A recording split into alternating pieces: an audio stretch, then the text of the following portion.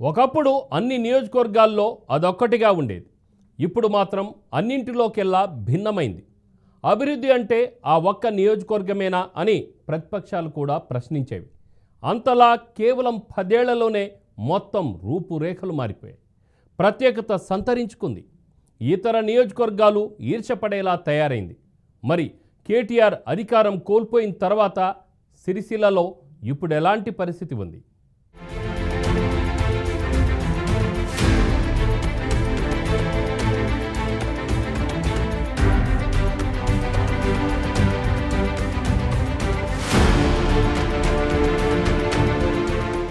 సిరిసిల్ల ఈ పేరు వింటేనే మనకు చేనేత కార్మికులు గుర్తొస్తారు. అగ్గిపెట్టెలో పట్టే చీరను తయారు చేసిన గొప్ప చరిత్ర ఇక్కడి చేనేత కార్మికులది. సిరుని పేరుతో కలిగిన నియోజకవర్గంలో తరచూ ఊరి మాట వినిపించేది. అభివృద్ధి దూరంగా, ఉపాధి కరువై ఇబ్బందులు ఎదుర్కొన్న ఆ నియోజకవర్గం నుంచి బీఆర్ఎస్ పార్టీ అధినేత కేసీఆర్ కొడుకు కేటీఆర్ పోటీ చేసి ఎమ్మెల్యేగా గెలవడం, పార్టీ 2 సార్లు అధికారంలోకి రావడం, పార్టీలోనూ ప్రభుత్వంలోనూ కీలక స్థానంలో ఉండటంతో నిధుల వరద కురిపించారు. ఇక సిరిసిల్ల నియోజకవర్గం పరిధిలో ఎల్లారెడ్డిపేట్, గంభీరావుపేట్, ముస్తాబాద్, సిరిసిల్ల మండలాలున్నాయి. 1952లో ఏర్పాటైన ఈ నియోజకవర్గంలో ఇప్పటి వరకు 17 సార్లు ఎన్నికలు జరిగాయి. వాటిలో ఒకటి ఉప ఎన్నిక. ఇక మొదటి 2 దఫాలుగా జరిగిన ఎన్నికల్లో ఈ నియోజకవర్గం నుంచి 2 చొప్పున ఎమ్మెల్యేలు శాసనసభకు ఎన్నికయ్యారు. అప్పట్లో ఈ నియోజకవర్గం ద్విసభ్య నియోజకవర్గంగా ఉండేది.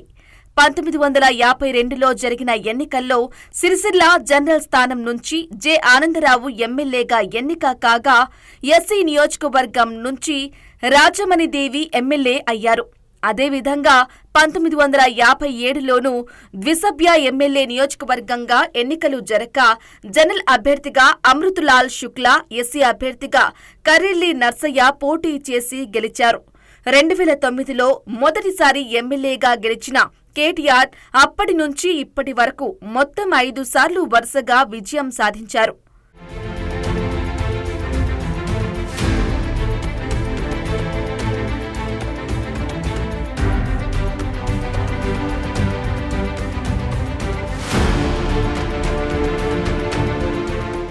సిరిసిల్ల అంటేనే చేనేతలు గుర్తొచ్చే పరిస్థితి.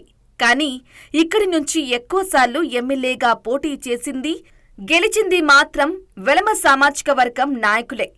చిన్నమనేని రాజేశ్వరరావు ఇక్కడి నుంచి 5 సార్లు ఎమ్మెల్యేగా విజయం సాధించారు. జువాడి నరసింగరావు కూడా ఇక్కడి నుంచి 2 సార్లు ఎమ్మెల్యే అయ్యారు. ఇక ప్రస్తుత స్థానిక శాసనసభ్యునిగా కొనసాగుతున్న కేటీఆర్ విషయానికొస్తే, ఆయన తెలంగాణ రాష్ట్ర ఉద్యమంలో భాగం అయ్యేందుకు అమెరికాలో ఉద్యోగాన్ని వదిలి 2004 నుంచి పరోక్ష రాజకీయాల్లోకి వచ్చారు.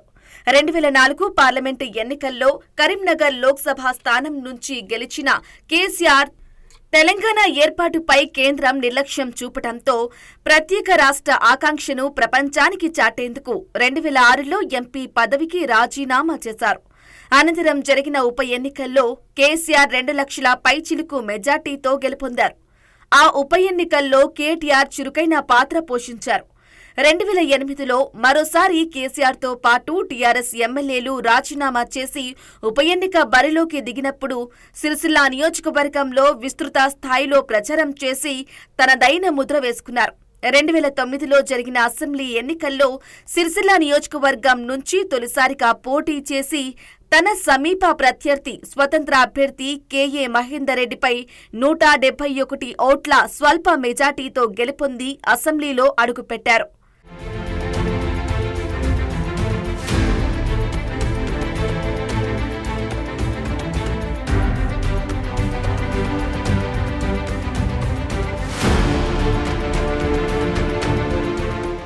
అయితే ఎమ్మెల్యేగా గెలిచిన ఏడాదిలోపే మళ్లీ తెలంగాణ కోసం పదవికి రాజీనామా చేసి తిరిగి 2010లో జరిగిన ఉప ఎన్నికల్లో కాంగ్రెస్ అభ్యర్థి కెకే మహేందర్ రెడ్డిపై 68,219 ఓట్ల భారీ మెజార్టీతో గెలుపొందారు.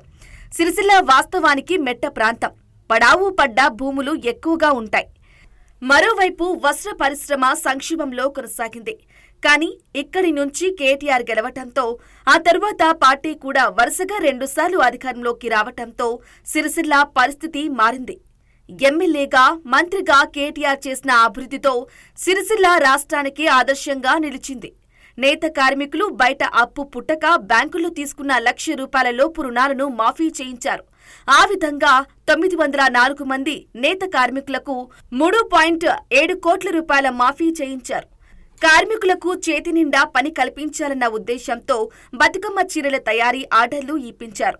ఏటా ₹350 కోట్ల విలువైన బతుకమ్మ చీరలు, కేసీఆర్ కిట్లు, క్రిస్మస్, రంజాన్ దుస్తుల తయారీ ఆర్డర్లు సిరిసిల్లకే ఇప్పించారు.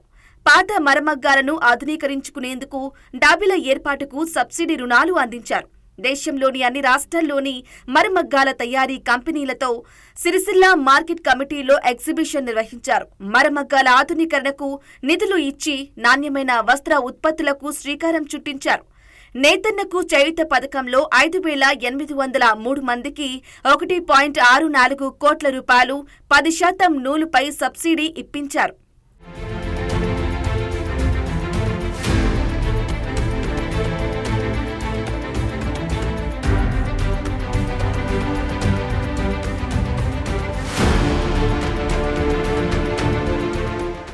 ఇక ఈ ప్రాంత ప్రజల కోరిక మేరకు 9 మండలాలు ఉన్న సిరిసిల్లను జిల్లా చేశారు. సమీకృత కలెక్టరేట్, పోలీస్ భవనం, జిల్లాకు కావలసిన అన్ని హంగులను సమకూర్చారు. 100 కోట్లతో సిరిసిల్ల పట్టణంలో రహదారుల విస్తరణతో చేపట్టడంతో పాటు జంక్షన్లను అభివృద్ధి చేశారు. సిరిసిల్ల అంటే వస్త్ర పరిశ్రమ అని గుర్తుండేలా కొండ లక్ష్మణ్ బాపూజీ విగ్రహం, గాంధీ, నేతన్నల కాంస్య విగ్రహాలు పెట్టించారు. పట్టణ ప్రజలకు ఆహ్లాదాన్నిచ్చేలా పార్కులు, మినీ ట్యాంక్ బండ్, మానేరులో బతుకమ్మ ఘాట్లు నిర్మించారు. ట్రాఫిక్ ఇబ్బందులు లేకుండా సిరిసిల్ల జిల్లా కేంద్రానికి ఇరువైపులా 200 ఫీట్లతో 2 బైపాస్లు ఏర్పాటు చేశారు. మధ్యలో డివైడర్లు, అందులో చెట్ల మొక్కల పెంపకంతో హరిత తోరణంగా సిరిసిల్లాకు స్వాగతం పలికేలా అభివృద్ధి చేశారు. ఒకప్పుడు కేవలం ఒకే ఒక్క ప్రభుత్వ డిగ్రీ కళాశాలకే పరిమితమైన సిరిసిల్ల ఇప్పుడు ఎడ్యుకేషన్ హబ్గా ఏర్పడింది. మెడికల్, వ్యవసాయ యూనివర్సిటీ, వ్యవసాయ పాలిటెక్నిక్, ఐటీఐ, అంతర్జాతీయ డ్రైవింగ్ స్కూల్, జేఎన్టీయూ విద్యా సంస్థలను తీసుకొచ్చారు. విద్యతో పాటు ప్రతి ఒక్కరికి చేతి నిండా పని కల్పించాలన్న సంకల్పంతో 165 కోట్లతో అప్పర్ సెల్ పార్కును పెట్టించారు. గోదాములు, మోడ్రన్ రైతు బజారుతో పాటు ఇతర అభివృద్ధి పనులు చేపట్టి రాష్ట్రంలోనే సిరిసిల్లను నంబర్ 1గా అభివృద్ధి చేశారు. కేటీఆర్ పనితీరు గురించి ఇక్కడ ఎలాంటి అభిప్రాయం ఉందో చూద్దాం. సిరిసిల్ల జిల్లాను, సిరిసిల్ల కాన్స్టిట్యున్సీని అధికంగా నిధులు తీసుకొచ్చి ఎన్నో వేల కోట్ల రూపాయలు అభివృద్ధిలో ఖర్చు పెట్టిన వ్యక్తి కేటీఆర్ గారని ఈ సందర్భంగా తెలియడం జరుగుతుంది. అలాగే మన సిరిసిల్ల పట్టణంలో ఎన్నో అభివృద్ధి కార్యక్రమం చేయడం జరిగింది. నర్సింగ్ కాలేజ్ కావచ్చు, మన మెడికల్ కాలేజీ ఎక్కడెక్కడో పేద విద్యార్థులు మన హైదరాబాదు, వరంగల్ పోయి చదువుకున్న వ్యక్తులు ఇప్పుడు గ్రామీణ ప్రాంతంలో మన జిల్లాలో చదువుకుంటుంటే ఇది కేటీఆర్ గారి ఘనత అని సందర్భంగా తెలియడం జరుగుతుంది. అలాగే నిరుద్యోగులకు మన బీసీ స్టడీ సర్కిల్ కావచ్చు, అలాగే ఎస్సీ స్టడీ సర్కిల్ చూతా తీసుకొచ్చిన ఘనత కేటీఆర్ గారిది అని సందర్భంగా తెలియడం జరుగుతుంది. రాబోయే రోజులు అవుతా ఇప్పుడు ప్రభుత్వం ఉంటే ఇంకా బాగుండని సందర్భంగా తెలియజేస్తూ, సిరిసిల్ల నియోజకవర్గంలో సైకిల్ గతిలేని వాళ్ళు ఇలా కార్లలో తిరుగుతున్నారు. అది వీళ్ళ అభివృద్ధి. ఇలా బతుకమ్మ చీరల పేరిట సిరిసిల్లలో కోట్ల రూపాయలు దండుకున్నటువంటి పరిస్థితి ఇలా టీఆర్ఎస్ నాయకులది. ఈ విధంగా చెప్పుకుంటూ పోతే వీళ్ళు చేసింది ఏందయ్యా, కాళేశ్వరం నీళ్లు తీసుకొస్తా అన్నారు. కాళేశ్వరం నీళ్లు కాదు కదా, ఇలా 2 వానాలు పడితే ఇలా పాత బస్టాండ్కి పోతే మొత్తం ఇల్లు కొట్టుకుపోయే పరిస్థితి. సంజీవ నగర్ కానీ, శ్రీనగర్ కాలనీ కానీ, ఇలా ఏదైతే పాత బస్టాండ్ వెంకంపేట, ఈ విధంగా 2 వర్షాలు కొడితే మొత్తం నీళ్ళన్నీ వచ్చేటువంటి పరిస్థితి. వీళ్ళు ఏవైతే నీళ్లు మళ్ళిద్దని చెప్పి లక్షల రూపాయలు ఇవాళ నాలా కబ్జాలు చేసుకొని మొత్తం మున్సిపల్ పక్షాన చేసినటువంటి పనులన్నీ కూడా ఏది కూడా నాణ్యత లేకుండా ఇలా ఏనాడు కూడా ఇలా బీఆర్ఎస్ ప్రభుత్వం వచ్చిన తర్వాత వీళ్ళు బాధ్యతలు చేపట్టిన తర్వాతనే ఇలా బస్టాండ్లకు నీళ్ళు వచ్చేటువంటి పరిస్థితి తీసుకొచ్చినటువంటి ఘనత ఇలా కేటీఆర్ది. అంతేగాని వీళ్ళు ఏం చేశారయ్యా, వాళ్ళ అనులేలో కట్టబెట్టి ఇలా కొత్త చెరువు కోట్ల రూపాయలు దాని మీద పెడితే ఇలా పగులు నిరుపయోగం, ఎవ్వి కూడా ఉపయోగం లేనటువంటి పనులు వాళ్ళ కార్యకర్తలకు దండుకునేటువంటి విధంగా చేసారు తప్ప సిరిసిల్ల నియోజకవర్గం అభివృద్ధి ఎటువంటి పరిస్థితి లేదు. ఇక కేకే మహేందర్ రెడ్డి విషయానికొస్తే ఆయన తెలంగాణ ఉద్యమ సమయంలో తెలంగాణ రాష్ట్ర సమితి పార్టీ ద్వారా రాజకీయాల్లోకి వచ్చి తెలంగాణ ఉద్యమంలో పార్టీలో వివిధ హోదాల్లో పనిచేసి 2009 మార్చిలో జరిగిన అసెంబ్లీ ఎన్నికల్లో టీఆర్ఎస్ టికెట్ దక్కకపోవడంతో సిరిసిల్ల నుండి స్వతంత్ర అభ్యర్థిగా పోటీ చేసి తన సమీప ప్రత్యర్థి టీఆర్ఎస్ అభ్యర్థి కేటీఆర్ పై 171 స్వల్ప ఓట్లతో ఓడిపోయారు.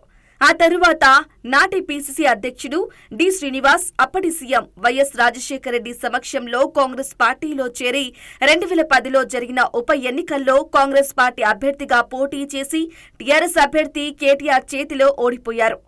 వైఎస్ఆర్ అకాల మరణం తరువాత ఆయన కాంగ్రెస్ పార్టీని వీడి వైఎస్ఆర్ కాంగ్రెస్ పార్టీలో చేరారు. ఇక 2018, 2023 ఎన్నికల్లోనూ కాంగ్రెస్ పార్టీ అభ్యర్థిగా బరిలో దిగినప్పటికీ కేటీఆర్ చేతిలో ఓటమి తప్పలేదు. కేటీఆర్ కు కలిసొచ్చిన అంశాలు: తెలంగాణ ఉద్యమం బలంగా పనిచేయటం, ఉద్యమ పార్టీ నాయకుడి కొడుకుగా పోటీ చేయటం, పార్టీలోనూ ప్రభుత్వంలోనూ కీలక నాయకుడు కావటం, మంత్రిగా ఉన్నప్పుడు సిరిసిల్లలో నిధుల వరద పారించటం, ప్రభుత్వ కార్యాలయాలకు కొత్త భవనాలు నిర్మాణం అయ్యేలా చూడటం, ఒక్క సిరిసిల్లలోనూ 200 కోట్ల రూపాయలకు పైగా పట్టణ ప్రగతి, ఎడ్యుకేషన్ ఇండస్ట్రీ హబ్గా సిరిసిల్లను మార్చడం, గ్రామ పంచాయతీ కార్యాలయాలు కూడా కొత్త హంగులతో నిర్మించడం కేటీఆర్ కు ప్రతికూల అంశాలు. కేకే మహేందర్ రెడ్డి టికెట్ అవకాశాన్ని కొల్లగొట్టడం, నిధుల వరద పారించిన సిరిసిల్లలో భారీ వర్షానికి ఇళ్లలోకి నీరు చేరడం, చెక్ డ్యాం నిర్మాణాల్లో నాణ్యత ప్రమాణాలు లేకపోవడం, పార్టీ కార్యకర్తలకు ప్రభుత్వ ధనాన్ని పంచిపెట్టారన్న విమర్శ, బతుకమ్మ చీరల్లో దోపిడీ జరిగిందనే ఆరోపణ. ఇటీవల ఆయన కలెక్టర్ గురించి చేసిన వ్యాఖ్యలు.